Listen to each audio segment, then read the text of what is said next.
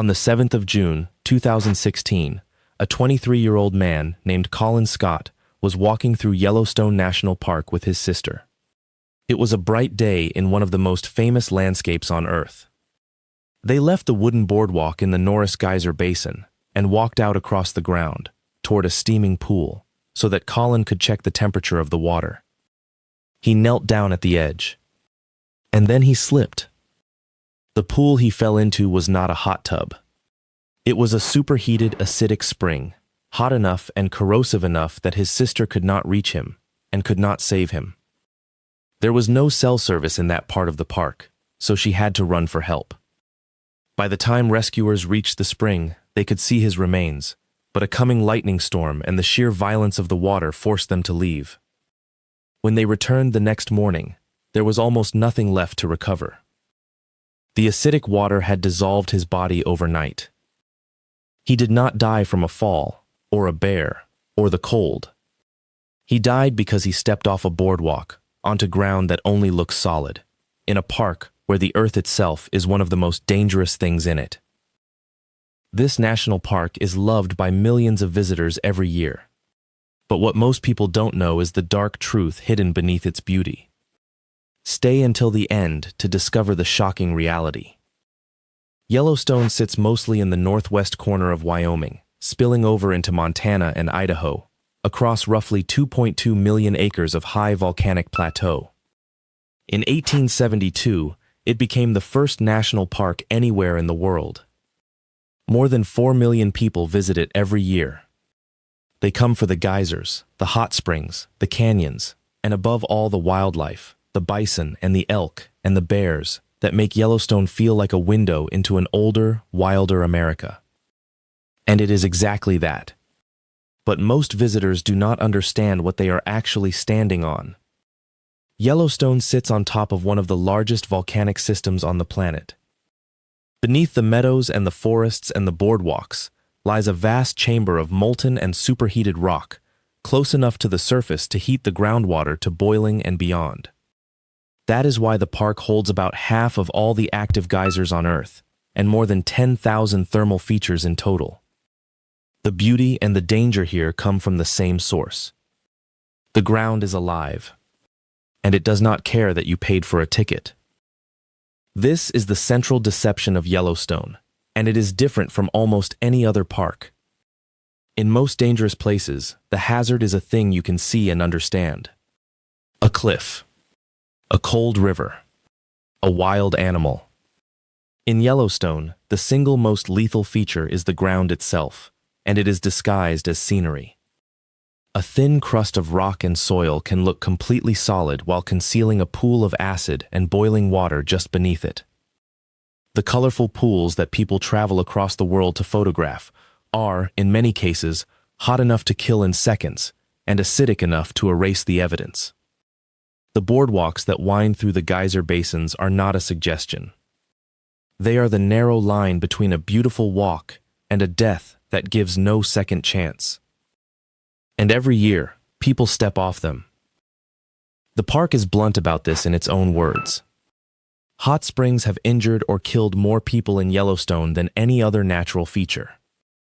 More than the bears, more than the bison, more than the cliffs or the rivers or the cold. Since the park began keeping records, more than 20 people have died in its thermal features, and many more have been terribly burned.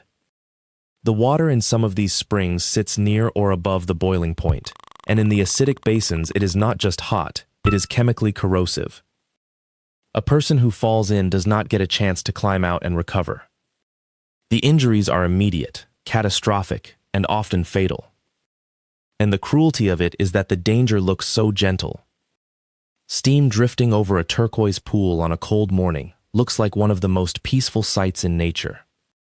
It is, in fact, one of the most dangerous places you can stand in North America. To understand why the springs are so lethal, you have to understand the crust. In the geyser basins, the solid-looking ground is often a fragile shell of mineral deposit over scalding water and mud. In places, it is only inches thick, and it can give way under the weight of a single person, or a child, or a dog that has broken away from its owner. The heat does not build gradually as you approach, the way warmth from a fire does. The edge between safe ground and a killing pool can be a single step. That is why the rule is so absolute, and why the park repeats it in every way it can. Stay on the boardwalk, stay on the marked trail, and do not touch the water. It sounds like an overcautious warning until you understand that the ground is not what it appears to be, and that the difference between a photograph and a funeral can be the width of a footstep. And the danger is often worst where the basins are quietest, far from the main attractions, where a person alone can wander off a path with no one there to see them fall. And the ground has a second weapon, one that is completely invisible. The same volcanic system that heats the water also releases gases, and in certain low-lying pockets of the park, those gases can collect. Carbon dioxide and hydrogen sulfide can pool in hollows and depressions, especially in still air, in concentrations high enough to be dangerous or even fatal to anything that wanders in. There are places in Yellowstone where animals have been found dead, not from any predator, but from simply walking into a low spot where the air itself had become poison. It is a danger with no color, no cliff edge, no warning growl. Just a quiet hollow in the ground that a person cannot tell apart from any other until it is too late. Then there are the animals, and here Yellowstone overturns most people's expectations. When visitors think about dangerous wildlife in this park, they think about grizzly bears. But the animal that injures the most people in Yellowstone, year after year, is not the bear. It is the bison. Bison look slow. They look docile. They stand in meadows and beside roads, chewing, ignoring the crowds, and people mistake that calm for safety. It is a catastrophic misreading. A bull bison can weigh close to a ton, and despite their bulk, they can run at more than 30 miles an hour, far faster than any person can sprint. They are wild, powerful, and unpredictable, and they will gore, toss, and trample a human being who gets too close. Almost every year, visitors are injured by bison in Yellowstone, and the cause is almost always the same. Someone approached too closely for a photograph. They stepped within the animal's space to get the shot, misjudged how quickly it could cover the distance, and paid for it with broken bones, deep puncture wounds, or worse. The bison did nothing unusual. It behaved exactly as a wild animal defending its space behaves. The mistake was entirely human. The bears are a rarer danger, but a real one, and the way they kill is worth understanding. Yellowstone lies at the heart of one of the last strongholds of the grizzly bear in the lower 48 states. Fatal attacks are statistically uncommon. Over the entire history of the park, the number of people killed by bears is small, and the per-visitor odds are extraordinarily low. But the year 2011 was a stark reminder that low odds are not the same as no danger. On the 6th of July that year, a man named Brian Matayoshi was hiking with his wife on the Wapiti Lake Trail in the Hayden Valley when they surprised a female grizzly with 2 cubs. The bear, defending her young, attacked. Matayoshi was killed. He and his wife had not been carrying bear spray. Then, about 7 weeks later, and only a few miles away, a 59-year-old man named John Wallace, hiking alone, was killed on the Mary Mountain Trail. DNA evidence later linked the same female grizzly to both deaths. And there is a detail in the Wallace case that lingers. The night before he set out alone into that grizzly-dense country, he told campground staff that he did not need to hear the bear safety talk. He considered himself, in his own words, a grizzly bear expert. He was an organized, experienced, well-prepared outdoorsman. And the mountain does not grade on confidence. Being an expert is not the same as being safe, and in bear country, the belief that you have nothing left to learn is itself a hazard. The pattern in the park's fatal bear attacks is consistent, and it is worth knowing. They are rare, on the order of a single death for every tens of millions of visits, but when they do happen, they tend to share a profile. Most involve a surprise encounter at close range, often with a female defending her cubs, rather than a predatory hunt.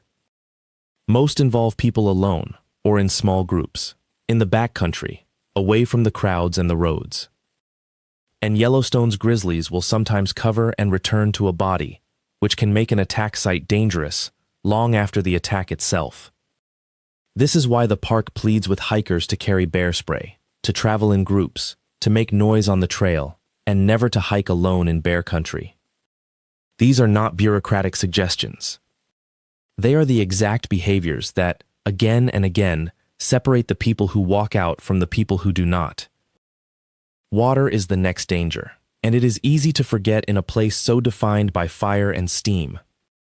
Yellowstone Lake, at the center of the park, is enormous, and it is high, and it is brutally cold.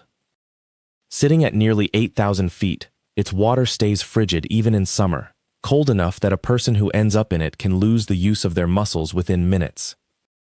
Cold water incapacitation does not wait for hypothermia to set in over hours. It steals coordination and strength almost immediately, so that even a strong swimmer can be unable to save themselves. The park's rivers carry their own risks, and its waterfalls have taken people who slipped on wet rock or ventured too close to the edge for a better view. The Grand Canyon of the Yellowstone, with its sheer, crumbling walls and its long drops to the river below, is spectacular, and it is exactly the kind of place where a single slip near an unfenced edge becomes fatal. Beautiful water, in this park, is almost always cold water, fast water, or water at the top of a very long fall. And then there is the simple fact of where Yellowstone is, and what its climate does. This is a high plateau, most of it well above 7,000 feet, and the altitude alone can wear on visitors who arrived from sea level only a day before. The weather changes fast and hard. Summer afternoons can turn to thunderstorms with little warning, and the temperature can drop sharply when the sun goes down or a storm rolls through.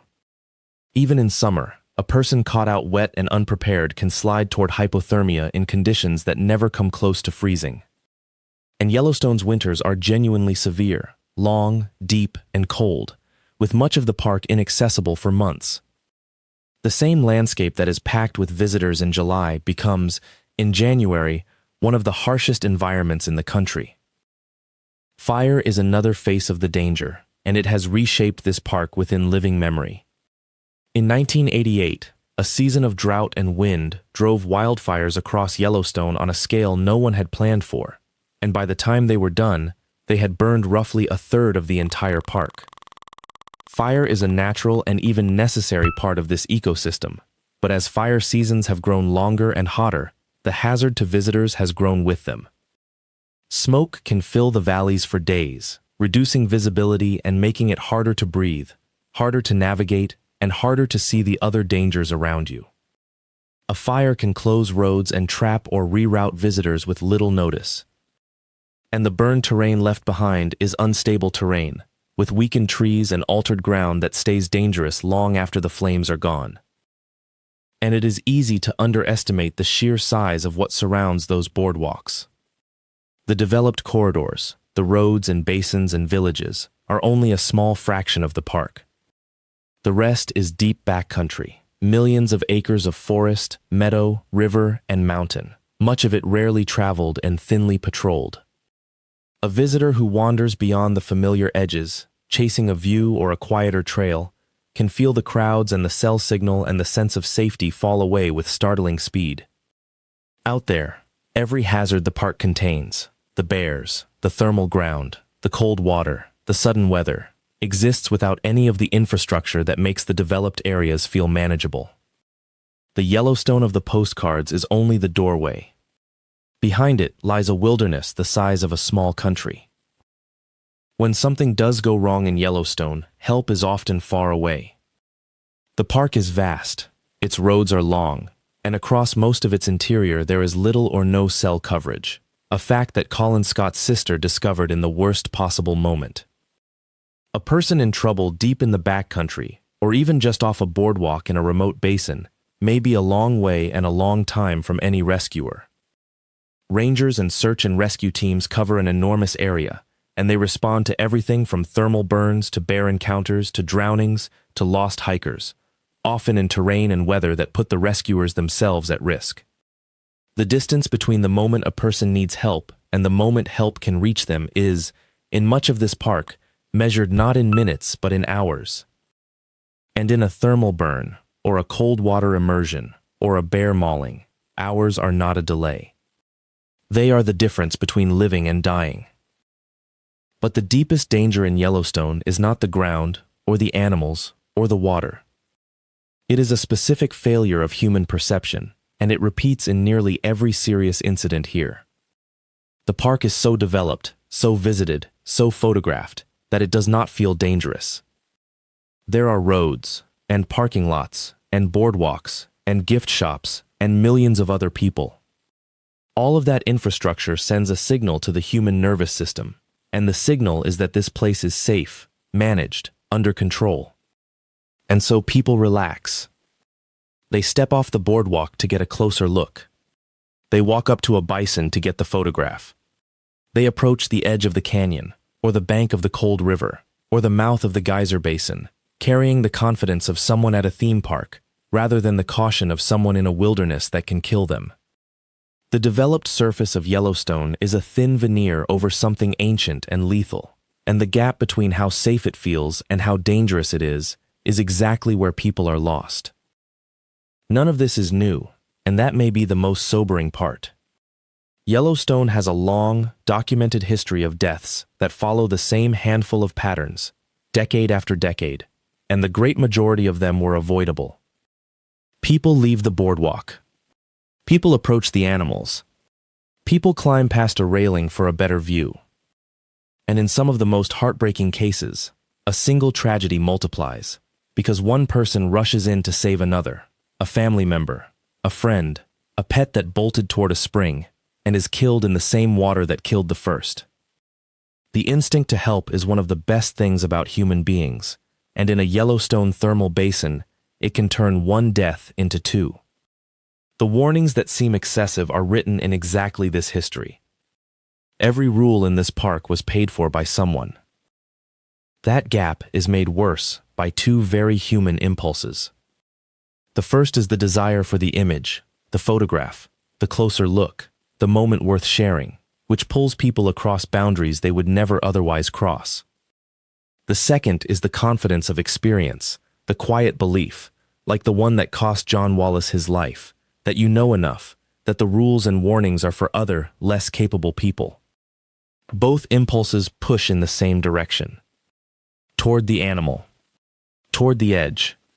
Toward the ground that only looks solid. And the park does not argue with you. It does not pull you back. It simply lets you make the choice, and then it responds with the full and total indifference of the natural world. Because that is the truth beneath all of it.